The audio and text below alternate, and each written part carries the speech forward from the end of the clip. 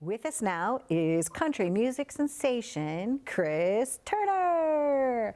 Hey, Miss Hello, Donna, how are Chris. you guys doing? Doing so well. Welcome to the show. How are you? I'm great. Thank you so much for taking time out of your day to let me do this, man. It means the world to me. You have a military background. I want to talk about that because you and I are both very patriotic. Um, Tell us about those days early on. I grew up in a town with two red lights, a Hardee's, and a Piggly Wiggly, and I figured there was more to life than stretching barbed wire and slinging square bales of hay. So my dad always told me, he's like, man, if you ever want to get out of here, you ought to join the military. So I was like, if I'm going to join, man, I may as well join the Marine Corps. So I joined the Marine Corps. I did 4 years, and, prior to that, I'd always wrote, and, I just wanted to find a way to put words with song, right? So what I did was whenever I got deployed, I got a guitar from my roommate at the time, my barracks mate, if you will, and started putting words to song, man. And whenever I got out, I was like, you know what, I'm moving to Nashville, and I want to be able to utilize my platform as a veteran to try to bring awareness to PTSD or moral injury, man, because it's such a huge epidemic that we don't really shed enough light on. So It's amazing that you said that because, PTSD is very prevalent and it is a real situation.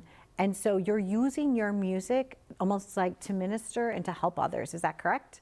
that's exactly right. Yeah. I figure, if I'm going to do it and do what the good Lord bless me with, I may as well get the word out there to everybody else to see if I just, everybody talks about stop 22.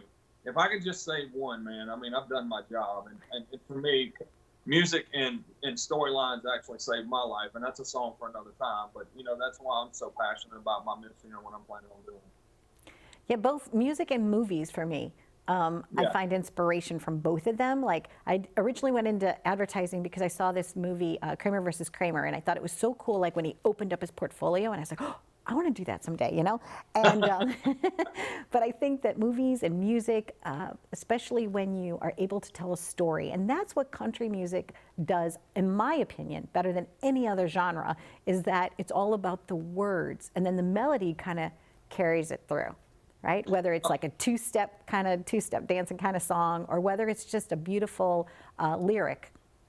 You have Oh, a new song, right? All in the Same Boat? I do, man. I'm really excited about it. And this song was written by Bill DeLuigi, Rick Farrell, and Kim Page. And I thought I had the whole project written. And for me, I'm not such a narcissist when it comes to songwriting. I'm more of the kind of idea to where I want my people and my fans and my clientele and demographic to be able to relate to what I'm trying to go through in my life at that particular time. And this particular song hit me probably the end of July of last year. Whenever Okay. I actually looked and read and listened to the lyrics of it, I was like, man, you know what? This is something that anybody in this country or anywhere in the world can relate to at this particular moment, especially with COVID-19 or however you fall politically or spiritually or whatever. I think everybody can relate to the fact that we're all in the same boat. So I'm really blessed and thankful that I was able to get a hold of it, and I appreciate Bill DeLuigi for pitching it to me. Do you still have your original guitar that your folks bought you? Actually, my folks didn't buy me one. Oh, I got my first guitar. I grew up, and whenever I was growing up, like I said, on a working farm in South Carolina, we didn't really we had enough to get by. Mom and Daddy took great care of us, right? But there wasn't a whole lot for extras.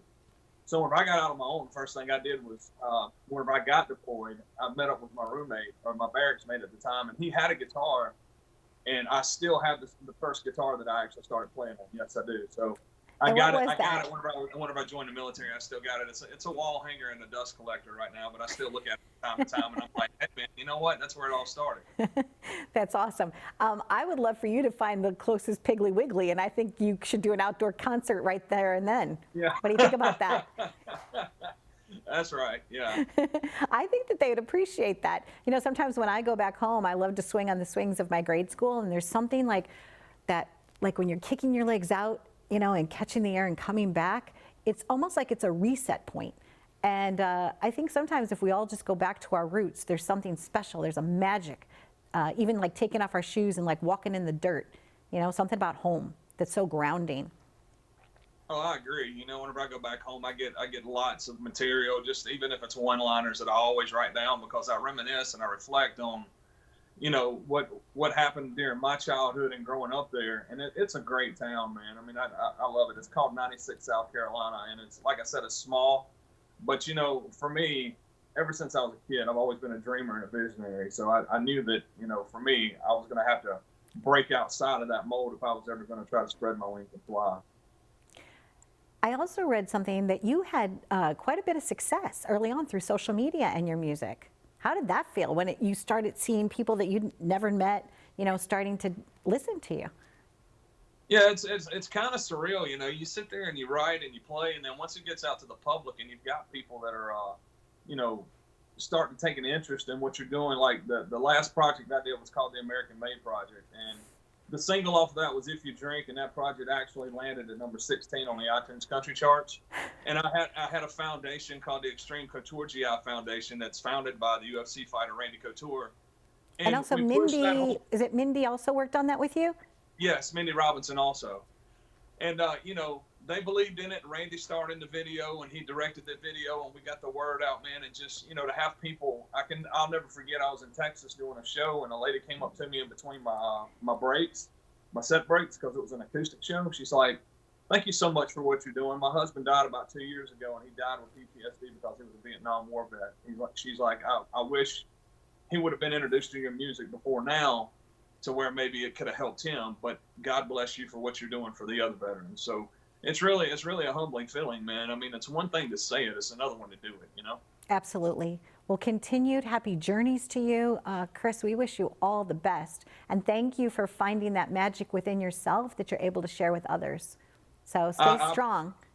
I appreciate it, Miss Donna. And if I can, real quick, I want to do a segue real quick. I've actually partnered with a 501c3 out of Birmingham, Alabama, called the Crosswinds Foundation.